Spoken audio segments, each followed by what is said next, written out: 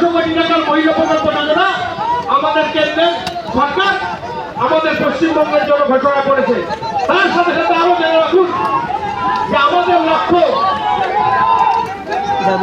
স্বচ্ছ উপায় চাকরি, আমাদের লক্ষ্য মা বোনের উপর যে অত্যাচার হচ্ছে সেই অত্যাচার বন্ধ করা এবং থেকে যারা এসছেন উৎপাস্ত শরণার্থী আপনারা ভারতে ছিলেন, আছেন, থাকবেন, ভারত সরকার আপনাদেরকে জায়গা দেবে, কেউ ভয় পাবেন না, এবং যারা ভারতীয় মুসলিম যারা ভারতবর্ষ নিতে আনন্দ করে, ভারতবর্ষ নিতে দুঃখ পায়, তারাও ভারতবর্ষে থাকবেন। কিন্তু যারা ভারতকে ক্ষতি করার চেষ্টা করছে তাদের ভারতে কোনো স্থান নেই। কিন্তু যারা ভারতীয় মুসলিম তারাও থাকবেন এবং বাংলাদেশে উৎপাস্ত শরণার্থী যারা আসছেন তারাও ভারতবর্ষে থাকবেন। আমাদের একটাই লক্ষ্য, আমরা পশ্চিমবঙ্গে শান্তি চাই। আমাদের একটাই লক্ষ্য, আমরা একসাথে থাকতে চাই।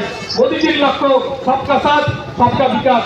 তার জন্য মোদীজি আজকে যেভাবে আপনাদের জন্য চেষ্টা করেছেন সেই মোদীজির সংকল্পকে সফল করার জন্য, আগামী দিনে পশ্চিমবঙ্গকে স্বাধীনতা করার জন্য আসুন আমরা সংঘবদ্ধভাবে ঐক্যবদ্ধভাবে আমরা লড়াই করি এবং আগামী দিনে পশ্চিমবঙ্গকে সোনার বাংলা